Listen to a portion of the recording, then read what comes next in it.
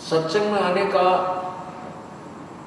समय नहीं मिलता हमारे को, और हम अपने पेट के लिए न जाने कहाँ कहाँ देश विदेश में जा करके मजदूरी करने लग जाते हैं। परमात्मा कहते हैं, परमात्मा ने आके हमें बताया है, क्योंकि जो ज्ञान मैं आपको प्रचार कर रहा हूँ ये परमात्मा का दिया हुआ है, ये जनसाधारण की बनाई कथाएं नहीं है। और परमात्मा ने हमें आगाह करने के लिए, हमें चेताने के लिए ये तत्व ज्ञान अर्थात सत्संग वेद प्रदान किया है। तो इन्होंने ये बताया कि हमारा कहने का तात्पर्य ये नहीं है कि आप काम ना करो, घर त्याग दो, ऐसा नहीं। प्रभु ने स्वयं आकर के वो लीला की थी, एक दुल्हे का रूप धारण करके और कपड़े बुना करते थे। हमारे लिए एक प्रमाण छोड़ गए, हमारे उदाहरण बना गए कि एक परमात्मा पाने के लिए जंगल में जाना, कर्म त्यागना अनिवार्य नहीं है। क्योंकि गीता जी में लिखा है कि अर्जुन यदि तू काम ना करेगा तेरा निर्वाह कैसे होगा। काम भी कर, राम भी रट। गलती ये कर रहा है कि तू केवल माया का मजदूर बना हुआ है, परमात्मा याद नहीं करता। काम भी कर, भगवान भी याद कर। लेकिन सत्संग माने के आए बिना की बात समझ में नहीं आती। एक समय परमात्मा बताते हैं कि राम नाम कड़वा लागे ये मीठे लागे दाम, दुविधा में दोनों गए भाई माया मिली ना राम। एक समय दास पंजाब के अंदर सत्संग करने गया हुआ था हमारे गुरु जी के स्थान पर। तो वहाँ हमारे गुरुदेव के जो शिष्य थे उनका कोई रिश्तेदार आया हुआ था, सपरिवार। शुक्र को वो आया हुआ था, शनिवार को उसने वापस वहां से चलना था। शनिवार को ही ये दास यहाँ हरियाणा से पंजाब में सत्संग करने जाता था, सेकंड संडे को। तो शनिवार को पहुंच जाते थे हम। संडे को सत्संग करके 12-1 बजे तक, 1:30 बजे से हम वहाँ चल पड़ते थे, क्योंकि यहाँ सत्संग बहुत जोरों पर चल रहे थे। उन गुरुदेव के शिष्यों ने अपने रिश्तेदार से कहा कि कल आज महाराज जी आएंगे। शनिवार को जब वो चलने लगा चंडीगढ़ को, आज महाराज जी आएंगे, आप आज रुको, कल सत्संग सुन के जाना, बहुत अच्छा सत्संग सुनाते हैं और ये समय बार बार नहीं मिलता, आप आए हो, कल शाम तक चंडीगढ़ पहुंच जाना। तो उसने कहा कि संडे को यानी रविवार को एक पार्टी आनी है जिसके साथ मेरा एक अनुबंध होना है, और उसमें मुझे लगभग 5 लाख रुपए का लाभ होगा, बेनिफिट होगा। उन्होंने पूछा रविवार को किस समय आएंगे वो, कि 3 बजे दिन में। उन्होंने बताया कि 12 बजे 12:30 बजे तक सत्संग हो जाता, 10 से 12 बजे तक 2 घंटे सत्संग करते हैं। आप 1 बजे चलोगे तो 3 बजे पहुंच जाओगे चंडीगढ़, 4 पहुंच जाओगे, 1 घंटा उनको फोन कर देंगे, वो रुक जाएगी। वो कहने का नहीं आपको नहीं मालूम मेरे व्यवसाय का, काम चौपट हो जाएगा, मैं नहीं रुक सकता, फिर देखूंगा कभी। यूं कहकर वो चल पड़ा। परिवार के 4 सदस्य थे, चारों के चारों उस गाड़ी में, मारुति गाड़ी में, कार के अंदर विराजमान थे। अंबाले के पास जा लिए, वहां पर एक बजरी से भरा हुआ ट्रक खड़ा था, उसके पिछले व्हील निकाल रखे थे, जैक लगा रखा था, और उस स्वयं वो गाड़ी ड्राइविंग कर रहा था। उसको तो 5 लाख दिखाई दे थे, कुछ नहीं दिखा था, इतनी स्पीड से गाड़ी भगा रहा, क्योंकि आने वाले उस मेहमानों के लिए व्यवस्था करनी थी, गुटी सूटी लाने की, कितने कोई रेस्ट हाउस बुक कराना था, कोई होटल बुक कराना था। उसने वो दिखे गए, उसने मारी, उसकी गाड़ी जो है उस ट्रक के नीचे जा घुसी। उस गाड़ी की घुसने से वो जैक हट गया और वो लोडेड ट्रक बजरी का उस कार के ऊपर गिर गया। चारों के चारों सदस्य वही मट्टी में मिल गए। हे परमात्मा, अब सिर पर धर ले उस 5 लाख के कॉन्ट्रैक्ट ने, जो काम करना था इस मनुष्य शरीर से वो कराया नहीं गया, और जोड़ रखे उस लोग भी ने 20-30 लाख के कौन बरतेगा भगवान जाने। और जो पाप कमाए परमात्मा नहीं बजा, फिर गधा बना कि तो सुअर बने 84 लाख दुनिया भोगनी पड़ेंगी। परमात्मा याद दिलाते हैं, राम नाम कड़वा लागे ये मीठे लागे दाम,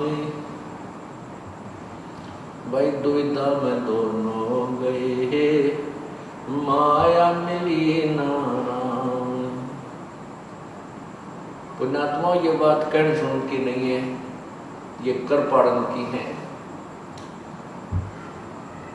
एक भक्त कहने लगा, शुरू ये बातें जब सुनता है इंसान अपनी बुद्धि से सोचता है, कहने लगा जी ये तो बातें कहन की हैं, डराने के लिए कह रखी हैं, भाई तू गधा बनेगा, सुअर बनेगा, पशु बनेगा, ये तो डराने के लिए कह रखी हैं, ऐसा कुछ नहीं होता।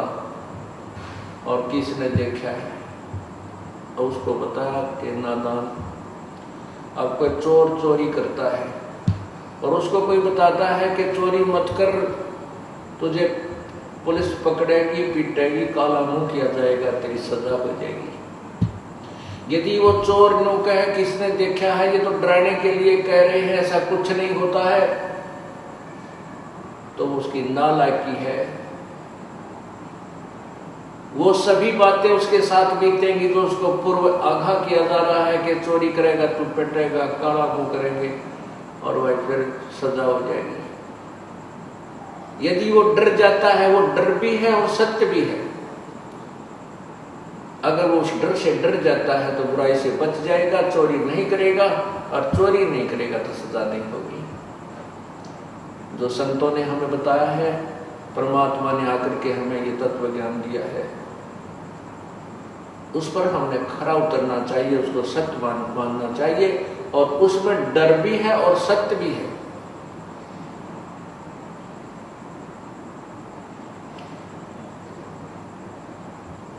आप कहते हैं किसने देखा है, फिर आखिर में कहते हैं देखी जाएगी। अब जिन्होंने देखा है उन्होंने बताया है। अब हमारे पास वो ज्ञान की आंखें नहीं है, तो हम ज्ञान नेत्रहीन हैं। और परमात्मा यानी जो संत जिनको ये ज्ञान था, वो नेत्रों वाले थे, ज्ञान की आँखियाँ वाले थे। अब उन ज्ञान की आँखियाँ वाले नेत्र वालों ने हमें बताया है कि ऐसा करेगा तो ऐसा पाप होगा, और हम नेत्रहीन उन आँखों वालों की बातों को नहीं मानते। और फिर कहते किसने देखा है, आँखों वाला देख रहा है, तुझे बता रहा है, अंधे तुझे नहीं दिखता, इसका मतलब किसी को भी नहीं दिखाई देता। अब कोई जंगल वन की तरफ जा रहा है अंधा, और उसको कोई आंखों वाला आकर कहता है कि सूरदास इधर मत जाइए, रास्ता गलत है तेरा, सूर्यास्त होने वाला है, तू जंगल में घुस जाएगा, यहाँ पर झाड़ हैं, कांटे हैं, इनसे जंगली जानवर हैं, तुझे मार डालेंगे, खा जाएंगे। और वो अंधारू पर्दे पी रखी हो शराब उसने, वो बोल सकता है ये बातें कि किसने देखा है कि जंगल में कोई शेर है या भयंकर जीव है या कांटे हैं। अरे नालायक, वो जिसने देखा वही तो बता रहा है कि इधर जा रहा है, जंगल में ऐसे भयंकर जानवर हैं, ऐसा तेरे साथ बीतेगी। वो आंखें वाले की मानना नहीं, अंधे ने दिखता ना, बता फिर ना तो मर जा, फिर पड़ कुएं में, देख क्या होगा तेरे साथ वहां जाके जंगल में। तो संत थे, ये आंखों वाले थे, हम नेत्रहीन हैं, हमारे वो ज्ञान की आँखियां नहीं है। और हम उनका संतों की वाणी को काट देते, किसी ने देखा है तो वैसे कह रखिए, तो हम अंधे भी और ऊपर तो शराब पिए हुए व्यक्ति जैसा व्यवहार कर रहे हैं। फिर नौकर देखी जाएगी, फिर देखी जाएगी। अरे मरे पाछा गधे बन के, गधे बने पाछा हम क्या देखेंगे, फिर तो कुमार देखेगा। ऊपर कमर पर 2.5 मन का बोरा होगा और अच्छा लंबा लठ पीछे कमर के ऊपर मारेगा। हमने देखना है, अब हम अब देख सकते हैं। अपनी आंख नहीं है तो संतों के द्वारा दिए गए इस ज्ञान से हम अपनी आंखें बनवा सकते हैं और फिर हम इस रोशनी के अंदर ठीक रास्ते चल सकते हैं। यहां बता रहे हैं, इस माया का गर्भ न करियो के हाथी के घोड़ा रे। इस माया का गर्भ न करियो के हाथी के घोड़ा रे। जोड़ जोड़ धन बहुत बिठोड़ा लाखों और करोड़ा रे। जोड़ जोड़ धन बहुत बिठोड़ा लाखों और करोड़ा रे। मानत न मन मोरा साधो, मानत न मन मोरा रे। बार बार मैं ये समझाऊं, जग में जीवन थोड़ा रे। बार बार मैं ये समझाऊं, जग में जीवन थोड़ा रे। दुविधा दुर्मति चतुराई में जन्म गया नर तोरा रे। दुविधा दुर्मति चतुराई में जन्म गया नर तोरा रे। अब भी आने मिलो सत्संग में, करो गुरु ज्ञान पर गौरा रे। अब भी आने मिलो सत्संग में, करो गुरु ज्ञान पे गौरा रे। मानत ना मन मोरा साधो, मानत ना मन मोरा रे। बार बार मैं ये समझाऊं, जग में जीवन थोड़ा रे। बार बार मैं ये समझाऊं, जग में जीवन थोड़ा रे। क्या बताया है कि दुविधा और दुर्मति और चातुरता अपनी सोचते सोच कर घना छाना बन करके, और दुविधा में दुर्मति। दुर्मति जब तक हम सत्संग नहीं सुनते, हम कितने सियाने बने हैं, चाहे कितना ही हम संसार ये अध्यात्म भौतिक धन जोड़ने की अपनी बुद्धि को प्रयोग करते हैं। परमात्मा कहते हैं कि तत्व ज्ञान के बिना ये मनुष्य इस दुर्मति के कारण दुविधा यानी डुप्लीकेट माइंड, डबल माइंडेड आदमी रहता है। दुविधा दुर्मति चतुराई में जन्म गया नर तोरा रे। डबल माइंडेड कैसे होता है? जैसे सत्संग में बताया जाता है और कहा जाता है कि ये शराब नहीं पीनी, भाई चोरी नहीं करनी, रिश्वत नहीं लेनी, हुक्का तंबाकू का प्रयोग नहीं करना, तो यहाँ डबल माइंडेड हो जाता है, दुविधा हो जाता है, क्योंकि वह गुट्टी ना छूटती। दोस्त आएंगे, रिश्तेदार आएंगे, ऐसा होएगा वैसा होएगा, लेकिन जिसमें आपको ये ज्ञान हो जाएगा कि ये पाप है, ये बिजली जैसा करंट है, इसको प्रयोग करने से हमें इतना भयंकर मार पड़ेगी, तो फिर हम नहीं देखते किसी को, क्योंकि हम अगर पाप करते और करवाते हैं उस बात को हमें ही भोगना होगा। ना रिश्तेदार भोगेगा, ना कोई और दोस्त उसको सहयोग देगा। तब हमें डर लगता है कि हम ऐसी गलती नहीं करेंगे। तो यह ये बताना चाहा है परमात्मा ने कि अब भी आन मिलो सत्संग में। कोई किसी भी स्थिति में है, अब भी आन मिलो सत्संग में और करो गुरु ज्ञान पर गौरा रे। जो संत ज्ञान देता है, गुरुदेव जो ज्ञान देते हैं, उस पर अमल कीजिए।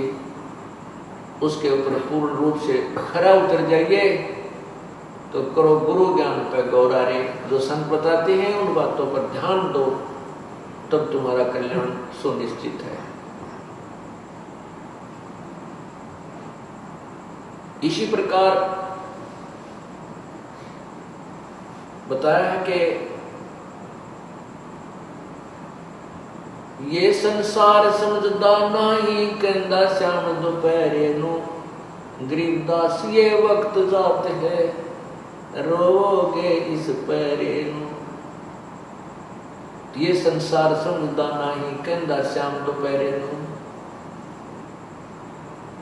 अब पुण्यात्माओं, जब तक हमने ज्ञान नहीं, हम अपने इस नैतिक जीवन को ही उत्तम मान रहे हैं। शराब पी का इंसान यदि धूप में पड़ा हो और उसको कोई कहे अरे भले आदमी उठ ले तू यहाँ से, बहुत गलत जगह पड़ा है, ऊपर से धूप सता रही है, तो शराबी कहता है मत छेड़ मुझे, आहा आनंद हो रहे हैं, पसीना पसीना हो रहा है, कुत्ते उसका मुख में मुत जाते हैं, और फिर भी कहता है मौज हो रही है, मुझे मत छेड़, आनंद हो रहे हैं। क्योंकि उस शराब के नशे में उसको वह गर्मी महसूस नहीं होती, जबकि सारा पसीना पसीना शरीर को पड़ा है। ठीक हमारे ऊपर ये ज्ञान अज्ञान का ऐसा दबाव बना हुआ है कि हम इतने दुखों को भी सुख मान रहे हैं।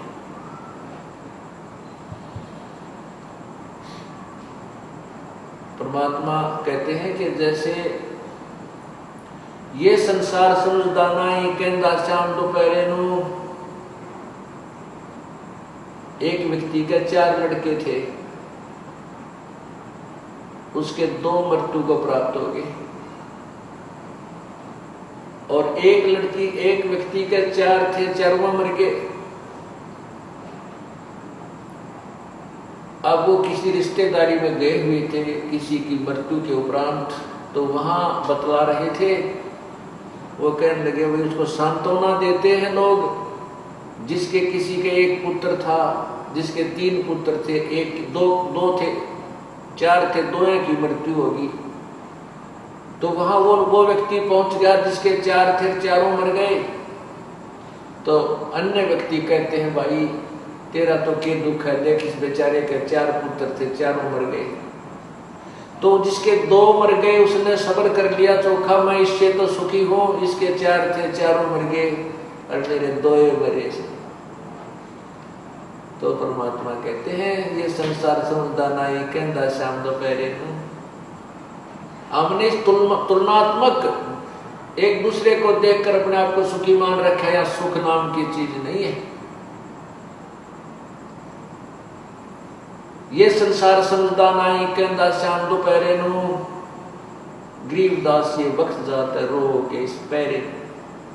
इस मनुष्य शरीर के जो समय है ये पैरा है, ये पहर होती है। जैसे 8 पहर का एक दिन रात होता है, यहाँ पहर का अर्थ समय से संबंधित है कि इस समय को याद कर रोया करोगे, मनुष्य शरीर नहीं रहेगा। कुत्ते बनकर गली में खड़े होकर के सर्दी के मौसम में और ऊपर से ठंडी ठंडी फवार पड़े, वही भक्त वो व्यक्ति जो कोठियों में बैठा था, कारों में चला करता था, एसी चलते थे उसकी कारों में, परमात्मा की भक्ति की नहीं, आज वो कहाँ लेटा हुआ है, उसी कोठी के पीछे गली के अंदर कुत्ता बन के, और वही ऊपर को मुंह करके रो रहा है। उस समय उसको याद आती है मैंने भगवान की भक्ति नहीं की, जिस कारण से ना कोठी रही, ना कार रही, ना वो सुंदर शरीर रहा। उसके लिए परमात्मा कहते हैं अच्छे दिन पाछे गए, अच्छे दिन पाछे गए, गुरु से किया ना हेत, अब पछतावा क्या करे, भाई चिड़िया चुगी खेत। पुण्यात्मा, आप एक स्टूडेंट हैं, आप एक विद्यार्थी हैं, और आपको परमात्मा पाने वाले विद्यालय में प्रवेश प्राप्त हो चुका है। अब जिनको प्रवेश प्राप्त हो चुका है अब भी नहीं पढ़ेंगे, अर्थात अभी भक्ति नहीं करेंगे, जो क्रियाएं आपको बताई जाती हैं कि खरे नहीं रहोगे, फिर बाद में कैसे पछताओगे। एक समय ये दास जब जेई की सर्विस करता था, वहीं पर एक मजदूर मजदूरी कर रहा था, और जब वो पढ़ा करता था वो मजदूर, उसका एक साथी पढ़कर एक्सियन लग गया इसमें B&R के अंदर, अर्थात सड़क के महकमे में। वो उसका साथी सहपाठी जो पढ़ा नहीं मजदूरी कर रहा था, वो तो सड़क के ऊपर टोकरियां डाल रहा था, सड़क के किनारों पर जो खड्डे हो जाते हैं, और उसका जो सहपाठी था वो एक्सियन कार में बैठा हुआ उसी सड़क से जा रहा था। तब वो खड़ा होकर कहता है कि ये जो जाने लग रहा ना कार में एक्सियन, मैं और ये इकट्ठा एक ही स्कूल में पढ़ा करते हैं, मेरे भाग फूट गए, मैं पढ़ा नहीं, यदि मैं पढ़ जाता तो मैं भी आज इसकी तरह कारों में चलता। तो पुण्यात्माओं, ये उस समय आपको याद आएगा जब हाथ से डोर छूट चुकी होगी। इसी प्रकार यदि अब स्टूडेंट्स हो आप, विद्यार्थी हो, अर्थात ये भक्त हो, योगी हो, अब तुमसे अब पीछे रह जाओगे, कोई पढ़ेगा नहीं तो नहीं पढ़ेगा, वो तो गधा बनेगा, और जो पढ़ गया वो देव पद को प्राप्त होगा, यानी सतलोक चला जाएगा।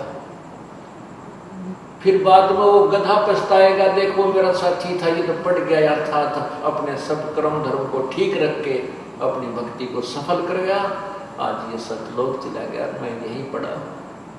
तो उस समय पछताने से कोई लाभ नहीं होगा। उसके लिए परमात्मा कहते हैं अच्छे दिन पाछे गए, गुरु से क्या ना हेत, ये पछतावा के बिना चिड़िया चुकी खेत।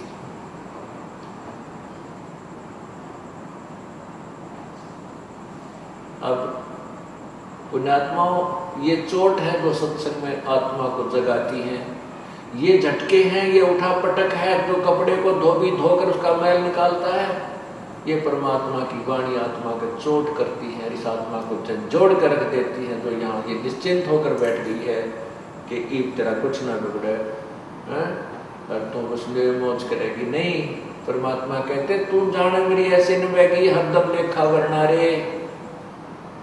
अब हम जवान हैं, आप जवान हैं, तीनों सोच रहे हो मैं जवान ना रहूंगा, नहीं, आप छोटे से बालक भी थे, आप जवान सदा नहीं रहोगे, एक दिन वृद्धावस्था भी आओगी, ये बाल भी दौड़े हो जाएंगे, जाड़ दांत भी नहीं रहेंगी, और ये शरीर यूं यूं हल्लेगा है, और फिर बहुत बुरा हाल हो जाएगा, ना जाने कोई बीमारी घर कर जाएगी, ना पता कोई और दुर्घटना घर में घट जाएगी, ये सदा ये चीज नहीं रहेगी जो तू सोच बैठा है।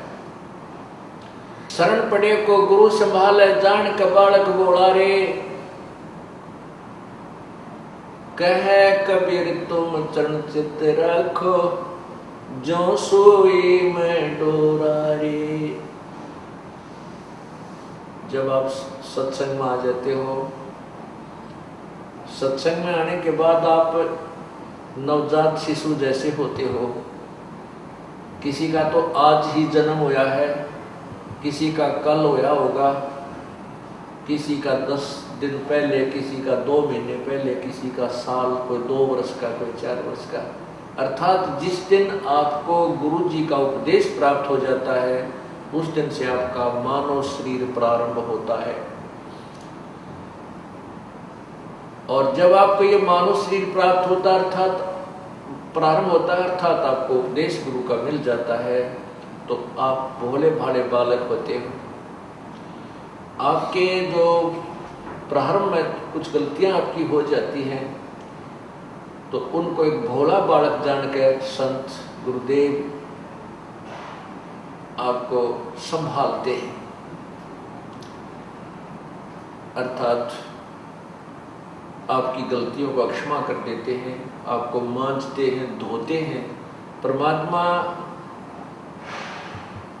के से मिलने योग्य बनाते हैं। जैसे बच्चा ने टट्टी पेशाब करके सारा शरीर खराब कर रखा होता है, कपड़े भी खराब कर रखे होते, तो माँ उसको सीने से नहीं लगाएगी, पहला साफ करेगी, धोएगी और फिर उसने नए कपड़े बना के सीने से लगाओगी, प्यार करेगी, दूध पियाओगी।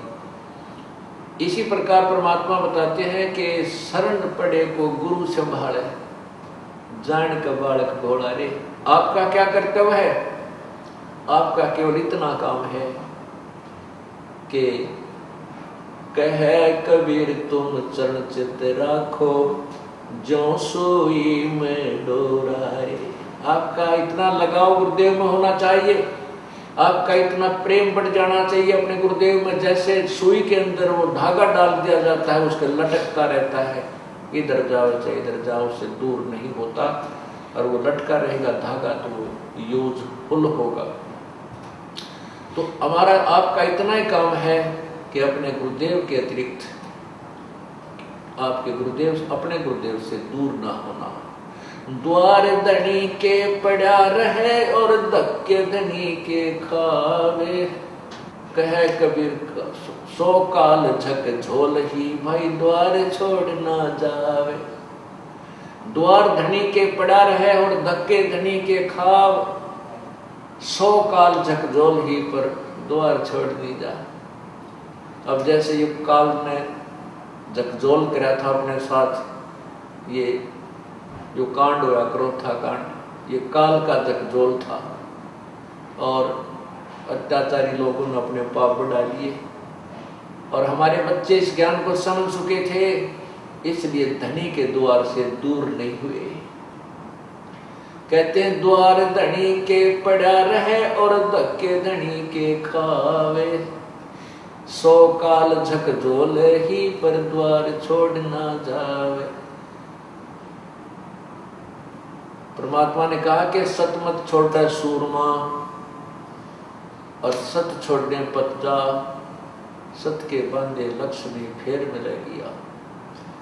अपने कर्म धर्म ने मत छोड़ना। यदि थोड़ी बहुत कोई आपत्ति आ जाती है, उसमें आप क्रियाक्रम भूल जाते हो, तो फिर गलत है। नहीं, अपना लगे रहना, और फिर देखना आपकी फिर वही मौज कर देगा परमात्मा, कि सत्य के रहने से वही जो का तुम आपको सब वस्तु प्राप्त हो जाती है। क्या बताया था? आजम तेरे घटने घेरे,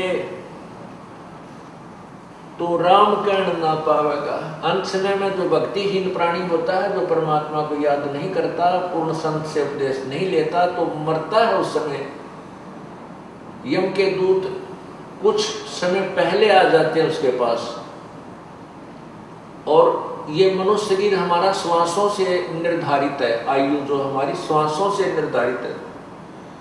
तो उन यम के दूतों को पता होता है कि इसके घंटे 2 घंटे के श्वास रहते हैं, कि 20 मिनट के हैं, यानी 1000 हैं, 2000 हैं, 50 कितने हैं, कितने सांस इसके शेष हैं।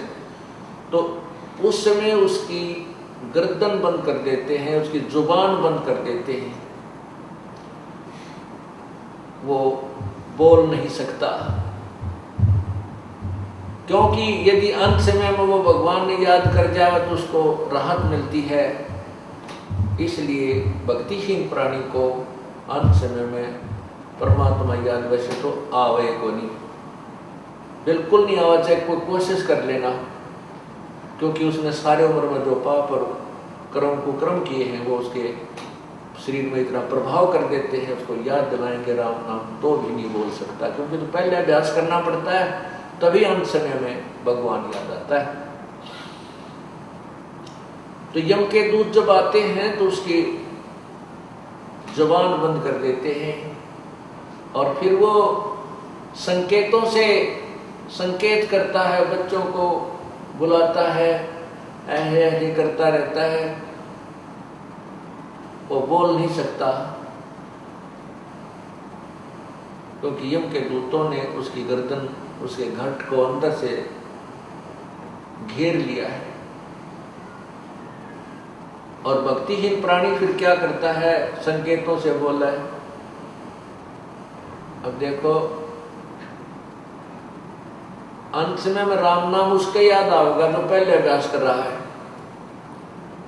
जैसे अब आप आते हो, नाम ले लिया, ज्ञान सुना, कभी आरती कर रहे हो, सुबह का नित्यनेम कर रहे हो, कभी दोपहर की रामायणी कर रहे हो, फिर कभी शब्द सुन रहे हो परमात्मा की महिमा के, कभी सत्संग सीडी अपने कोई कैसेट से सुन रहे हो, और कभी अपना फिर मंत्र याद कर रहे हो। तो आपका अभ्यास बढ़ गया, आपको स्वप्न में भी भगवान याद रहेगा, रात में भी, दिन में भी, काम धंधे तो फुर्सत मिलते ही परमात्मा याद आ जाता है। और जब आपकी मृत्यु होगी आपका ही भगवान याद आएगा फिर, क्योंकि अंत समय में जब हम भगवान को, क्योंकि गीता जी में लिखा है 8वें अध्याय के 13वें श्लोक में कि अर्जुन मेरा एक ओम मंत्र है, इसका अंतिम सांस तक, आखिरी सांस तक, मरते समय तक इसको याद करता हुआ शरीर छोड़कर जाएगा तो मेरे वाली गति को प्राप्त होगा। और 8वें अध्याय के 8 से लेकर 10 मंत्रों में ये कहा कि उस परमात्मा की भक्ति करता हुआ जो प्राणी अंतिम सांस तक उसकी भक्ति करता, शरीर छोड़कर जाता, तो उसको प्राप्त हो जाता है। और ये बिल्कुल सही है। परमात्मा कहते हैं राम नाम रटते रहो, राम नाम रटते रहो जब तक घट में प्राण। आखिरी सांस तक सभी ये सिमरण करना पड़ेगा, क्योंकि हमारा श्वास से सिमरण चलता है, वो सतनाम होता है, और उसका अंतिम सांस तक जाप करने से ही हम परमात्मा प्राप्त होते हैं। अंत समय में सांस सुमरण जब होगा जब हम पहले अभ्यास कर रहे होंगे। अब जैसे कोई दिन में केले बेच रहा रेडी पर, सारा दिन करता, ले लो 10 के 20, 10 के 20, 10 के 12 के 8, 12 के 8, बढ़िया। रात में फिर वो रुके मारे है सारी रात, ले लो 8 के 12, 12 के 8, 12 के 8। तो जैसा उसने दिन में अभ्यास किया ऐसा ही रात में। एक समय हम पढ़ा करते छोटे छोटे 5वीं 6ठी 4थी में, हमारा एक चाचा था दूसरे दादा का, वो बोला था कि किसी के भी आकर रात में दिन में वही खाना खा लेता उन्हें सो जाया करता। वो बाजरे का रुखाला जाया करता, बाजरे का रुखाला जाते थे। चिड़िया बहुत परेशान करती हैं, बाजरे को खाती हैं, उनको सारा दिन रुखवाले ने ऐसा करना पड़ता, हर हर पर लोग को फटकना रखते थे, गोफिया वो छोड़ते थे, कुड़का आवाज लगाते थे। तो दिन में वो 1-2 महीने पक्का अभ्यास हो जाता हुर्र करूँगा। वो एक दिन हमारे हम ऊपर पढ़ रहे थे, गर्मियों के दिन होते हैं वो, तो वो आके वहाँ सो गया, हम अपना पढ़ रहे थे, वो एकदम जोर तो उठा, बोला हुर्र। हम भी डर गए, वहाँ क्या हो गया? हमने उठाया, वहाँ चाचा क्या हो गया तेरे? वो उठ कर देखने लगा, नो बोला मन नहीं सोचा, मैं वहाँ खेत में बाजरे का रुखाली कर रहा और चिड़िया आ गई, वो खा रही है, उनको भगा रहा था हुर्र करके। अब दिन में हुर्र करेगा तो रात में हुर्र याद आएगी। अब हम सारे जीवन में परमात्मा याद करेंगे, मरेंगे, मरते समय हमारा भगवान याद आएगा। और जिसने परमात्मा याद किया नहीं, सारा दिन सारी उम्र खो दी 2 के 20 बनाने में, तो उसका समय परमात्मा याद नहीं आएगी, वही बातें, वही कुमत याद आएगी। एक समय एक बुढ़ा ऐसे ही एक वृद्ध मरने लगा, उसकी जुबान बंद होगी, जुबान बंद होगी तो अब उसने घर वालों ने, बच्चों ने ये पता था कि हमारे पिताजी के पास पैसा बहुत है, ऐसा उनको डाउट था। और बीच बीच में वो बुढ़ा भी अपनी सेवा करवाने का हमारा संकेत कर देता था, भाई मेरा धन दाव रखा है, जो सेवा करेगा उसी को बताऊंगा। तो पहले बुजुर्ग यह ताली लाया करते सेवा करवाने की, यही फार्मूला बनाया करते, और बच्चे फिर सेवा करते, पिताजी अंत समय मुझे धन बता जाएगा। तो उन बच्चों को शंका होगी कि पिताजी, और वो वृद्ध की जुबान बंद होगी, वो संकेत कर रहा है, ऐसे ऐसे ऐसे कर रहा है। बच्चों ने सोचा पिताजी बोल नहीं पा रहा है और धन बताना चाहता है, ये मृत्यु को प्राप्त होने वाला है। उन बच्चों को पता था कि ये दूसरे गांव में एक व्यक्ति है जो ऐसी दवाई मुंह में डाल देता है या इंजेक्शन लगाता है, वो 500 रुपये लेता है। और जब तक उस व्यक्ति के श्वास हैं 2 मिनट 4 मिनट वो जुबान खोल देता है, बोल लेता है। तो वो भागकर उस गांव में गए और उस डॉक्टर ने ले बुला के, और उस डॉक्टर ने उसका इंजेक्शन लगा दिया, 500 रुपये लेगा, वो चला गया। बूढ़ा बोलने लग गया। तो वो कहने लगे, पिताजी बता, जल्दी बता दो कहाँ रखा है वो धन।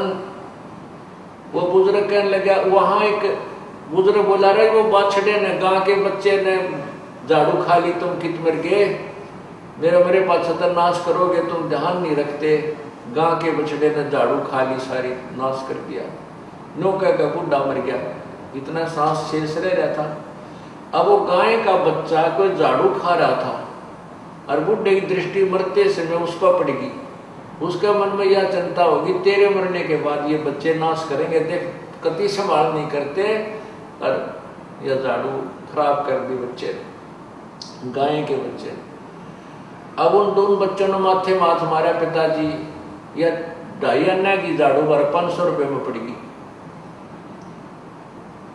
अब बुढ़े ने सारी उम्र यही चिंता रखी, अंत समय में ये नहीं करते, राम नाम रटा नहीं, तो अंत समय में वृत्ति वही हो जाती, वैसी हो जाती है। और जहां आशा तां बासा हुई, मन कर्म वचन सोमरी सोई।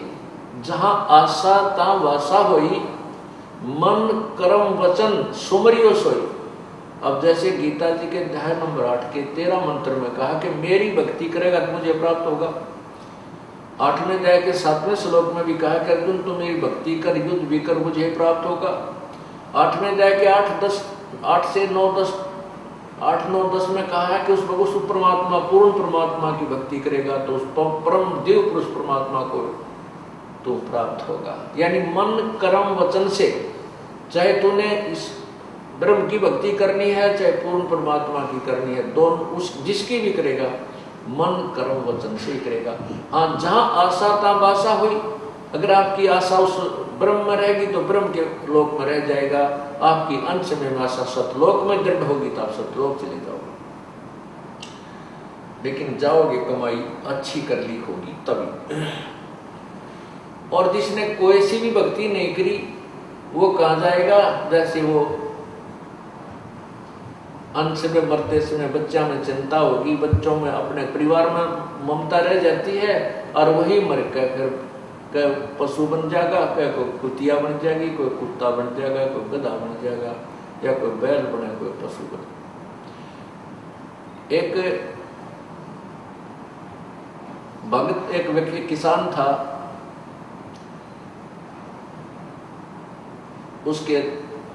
उसके पास परमात्मा कबीर जी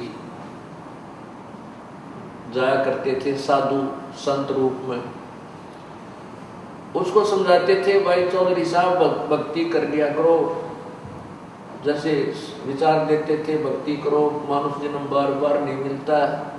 हमने जो पढ़ाई पढ़ रखी होती है वो उल्ट पढ़ रखी होती है। हम कहते हैं कि अभी भक्ति करने का समय नहीं, हम तो बुढ़ापे में भक्ति कराएंगे, अभी तो बच्चे पालने हैं, बड़े कराएंगे, इनका ब्याह करनी है, शादी करनी है, नो करना, मकान बनाने।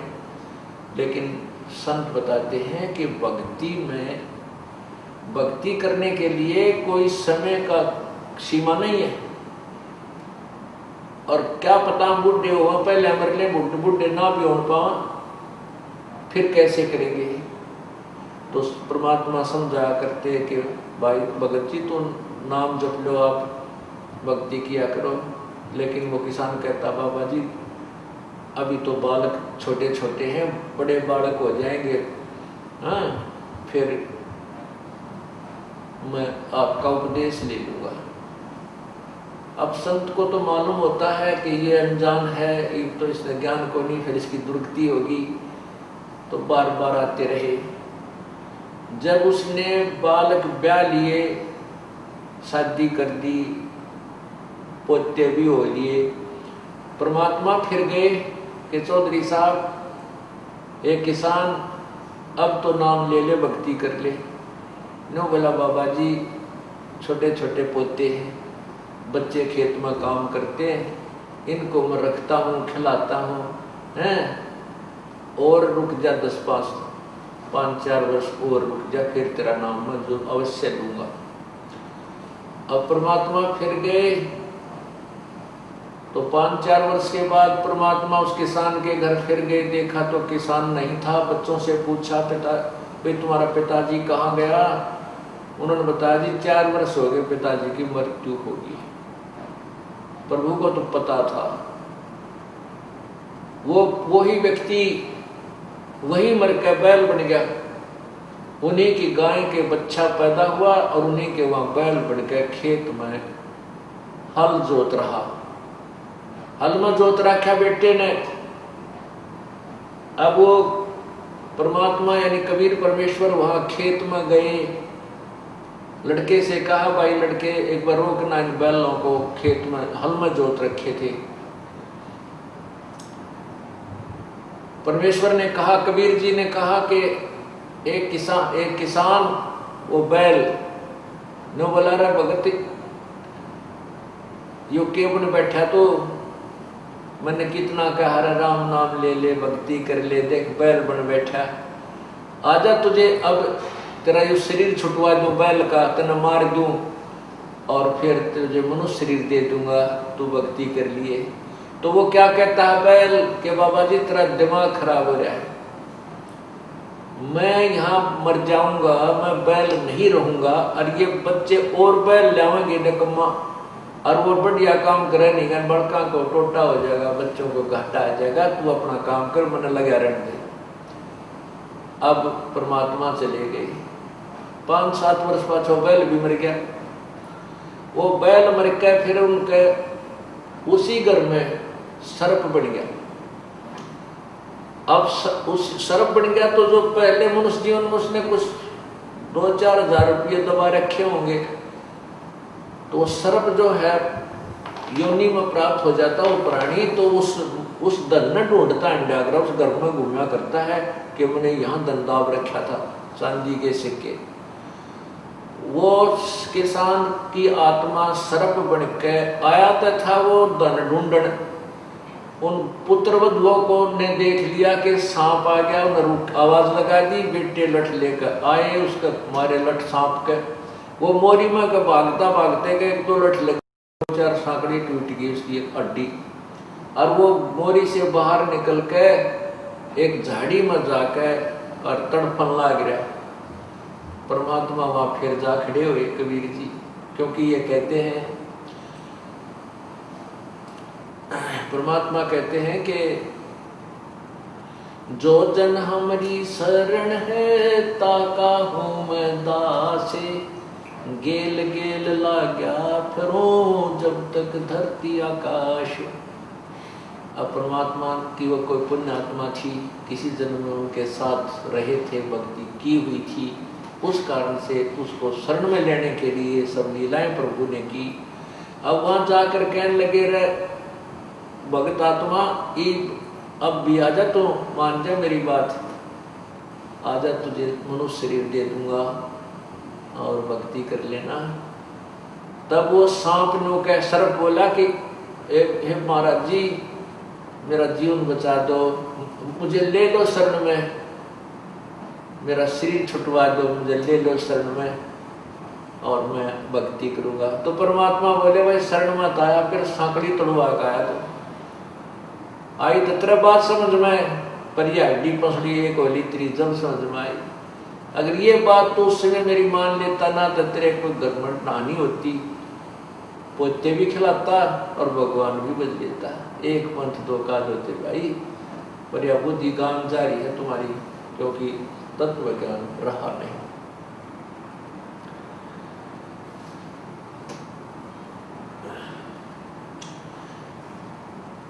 मेरे साधो भाई सब जग भूला पाया, मेरे साधो भाई सब जग भूला पाया। इसी भूल में ब्रह्मा भूला जिसने वेद सरसाया। इसी भूल में ब्रह्मा भूला जिसने वेद सरसाया। वेद पढ़ियो पंडित भूला वो वेद मर्म ना पाया। मेरे साधो भाई सब जग भूला पाया। मेरे साधो भाई सब जग भूला पाया। इसी भूल में विष्णु भूला जिन वैष्णव धर्म चलाया। इसी भूल में विष्णु भूला जिन वैष्णव धर्म चलाया। कर्म कांड का बांध महात्म 84 जीव भरमाया। मेरे साधो भाई सब जग भूला पाया। मेरे साधो भाई सब जग भूला पाया। इसी भूल में शंकर भूला जिन वृक्षों को पंथ चलाया। इसी भूल में शंकर भूला जिन वृक्षों को पंथ चलाया। सिर पे जटा हाथ में खप्पर घर घर अलख जगाया। मेरे साधो भाई सब जग भूला पाया। मेरे साधो भाई सब जग भूला पाया। कह कबीर सुनो भाई साधो हम जुग जुग जीव चिताया। कह कबीर सुनो भाई साधो हम युग युग जीव चिताया। जिसने जाना मर्म भूल का वो गर्भवास नहीं आया। मेरे साधो भाई सब जग भूला पाया। मेरे साधो भाई सब जग भूला पाया। परमात्मा कबीर परमेश्वर इस काल लोक में आए, आकर के बताने लगे कि भाई यहाँ पर कोई भी व्यक्ति तत्व ज्ञान से परिचित नहीं है। चाहे यहाँ के 3 लोक के मालिक ब्रह्मा विष्णु महेश भी क्यों नहीं है, इनको भी तत्व ज्ञान नहीं है। क्यों नहीं है? क्योंकि ब्रह्मा जी की जब उत्पत्ति हुई कमल के फूल के ऊपर थे और ब्रह्मा जी अपने पुत्र नारद जी को बताते हैं कि नारद जब मेरा जन्म हुआ मैं कमल के फूल पर बैठा था, मुझे नहीं मालूम मैं कहां से जन्म हुआ कहां से उत्पन्न हुआ। और ब्रह्मा जी को ने ही जो वेद प्राप्त हुए उन्हीं का ज्ञान फिर विष्णु और शिव को दिया। ऐसे ही परमात्मा हमें ये बता रहे हैं कि मेरे साधो भाई यहाँ सबका भूल लगी हुई थी, कोई भी तत्व ज्ञान से परिचित नहीं था। पहले तो राम नाम को बजने को तैयार नहीं, और यदि कोई पुण्यात्मा भक्ति करना चाहते उसको मार्ग ठीक नहीं। मैंने आकर के फिर ये तत्व ज्ञान समझाया। अब इस जीव को सबसे भयंकर जो रोग लगा हुआ है वो जन्म और मृत्यु का है। जन्म और मृत्यु का सबसे भयंकर रोग है। ये ना ब्रह्मा का समाप्त हुआ है, ना विष्णु का समाप्त हुआ, ना शिव का, क्योंकि ये ब्रह्मा विष्णु महेश भी जन्म और मृत्यु को प्राप्त होते हैं। और अन्य प्राणी जो इनकी साधना करते हैं वो तो फिर उनका तो कहना ही क्या है। कबीर परमेश्वर ने आके बताया कि हम कौन हैं, तुम कौन हो, कहां से आए हो और किस प्रकार ये भक्ति करनी चाहिए।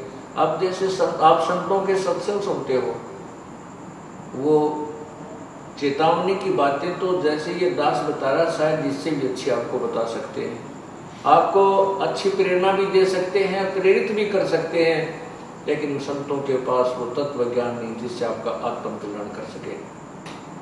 अब जैसे किसान ने खेत भी संवार दिया, बीज उसके पास नकली है, वो संवारा और खेत बिल्कुल व्यर्थ जाएगा, चाहे उसमें खाद पानी भी डाल दिया, वो खर्चा भी कर डाला, वो फसल नहीं होगी। जो तत्व ज्ञान है, जो सार नाम है और सार ज्ञान है, इससे जीव का कल्याण होता है। पहले तो हम परमात्मा भजने को तैयार नहीं, और यदि रुचि बनती है तो हमारे को मार्ग ठीक नहीं। ये सारी भूल भुलैया किसने कर रखी है? ये काल भगवान ने कर रखी है। ये काल भगवान कौन है और हम क्यों जन्मते और मरते हैं?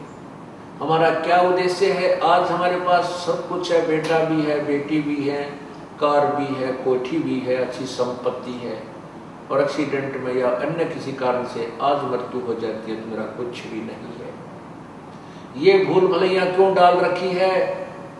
हमें किसने जकड़ रखा है? हमारा उद्देश्य क्या है यहाँ पर रहने का? ये आपको 5 दिन के सत्संग में निर्णायक ज्ञान हो जाएगा। प्रेम पूर्वक सुनते रहिए और अपने अन्य भी भाई बहन रिश्तेदार परिवार को भी आमंत्रित कीजिए और इस संत समागम गंगा में गोते लगाइए। सत साहिब।